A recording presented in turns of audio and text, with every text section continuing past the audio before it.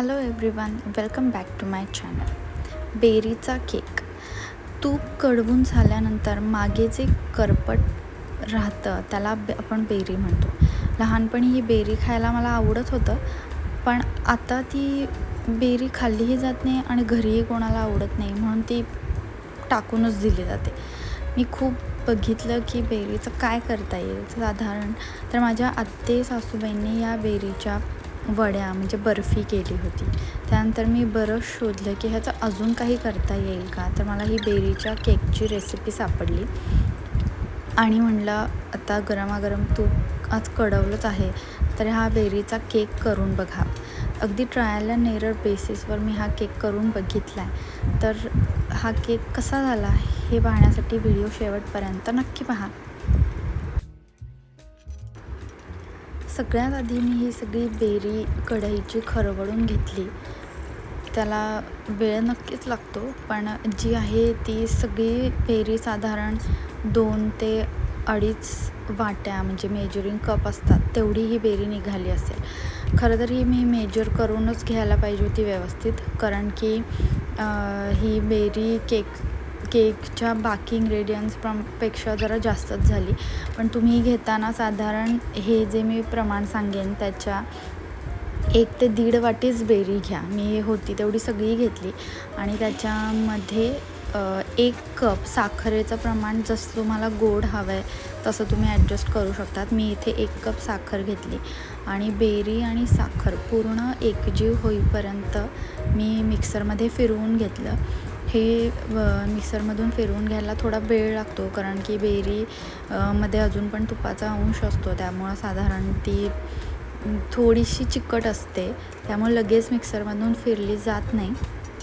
त्यामुळे 2-3 वेळेला मिक्सरमधून फिरवून अगदी एकजीव होईपर्यंत, साखर बारीक होईपर्यंत मी मिक्सरमधून फिरवून घेतलं.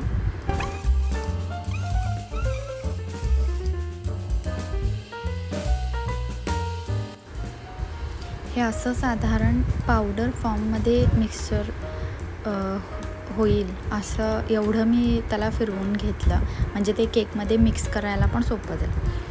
तर मग दुसऱ्या बाउलमध्ये मी इथे घेतलं आहे 1 कप अर्धा कप गव्हाचं पीठ.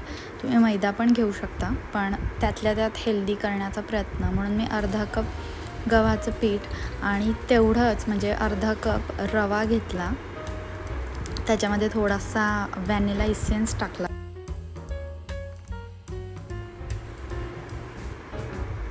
त्यामध्ये थोडंसं दही टाकलं. दह्याचं प्रमाण हे साधारण 1/4 कप तुम्ही घेऊ शकता. माझ्याकडे दही थोडंच राहिलं होतं आणि साधारण ते 1/4 कपच होतं, म्हणून मी काही मेजर करून घेतलं नाही. मी 1 ते 1/4 कप असेल ह्या अंदाजाने मी दही टाकलं आणि व्हॅनिला इसेन्स टाकला. त्याच्यानंतर अर्धा टीस्पून बेकिंग पावडर आणि अर्धा टीस्पून बेकिंग सोडा टाकला आणि सगळं मिक्सचर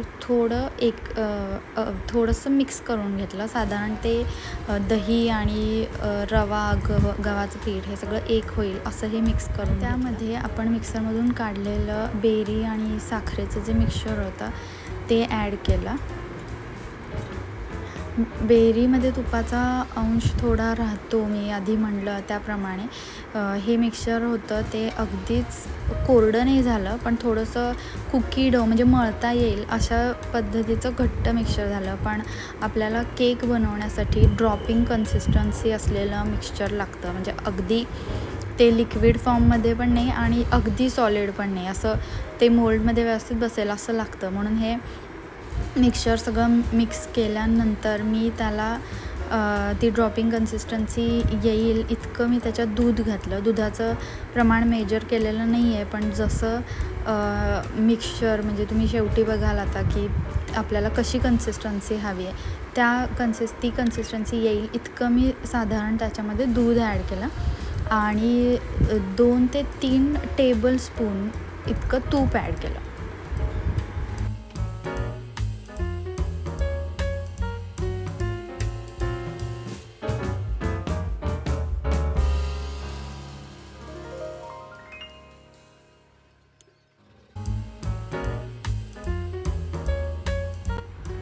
हे सगळं मिश्रण एकजीव होईल असं मी ढवळून घेतलं, म्हणजे मिक्स करून घेतलं. ते या कन्सिस्टन्सीचं झालं. तुम्ही पूर्ण अगदी सॉलिड पण नाही आहे आणि अगदी ते पसरेल इतकं लिक्विड फॉर्ममध्ये पण नाही आहे. नंतर माझ्या लक्षात आलं की हे मिश्रण या ॲल्युमिनियम टीनसाठी खूपच जास्त होतं, कारण हे जर केक यामध्ये बेक केला असता तर ते केक सगळा फुगून वरपर्यंत येऊन कदाचित सांडूनही गेला असता. त्याच्यामुळे मी थोडासा मोठा सिलिकॉनचा मोल्ड घेतला, ज्याच्या ॲटलिस्ट अर्ध्यापर्यंत केकचं मिश्रण बसेल एवढ्या हाईटचा तो केक मोल्ड होता. म्हणून मग मी नंतर हे मिश्रण त्या मोल्डमध्ये ट्रान्सफर केलं आणि मोठ्या मोल्डमध्ये टाकलं. तुम्ही तूप कडवल्यानंतर जी बेरी राहते त्याचं काय बनवता हे मला कमेंट सेक्शनमध्ये नक्की सांगा. तुम्हाला बेरी खायला आवडते का तुम्ही बेरीचे अजून कोणते पदार्थ बनवता हेही मला नक्की सांगा.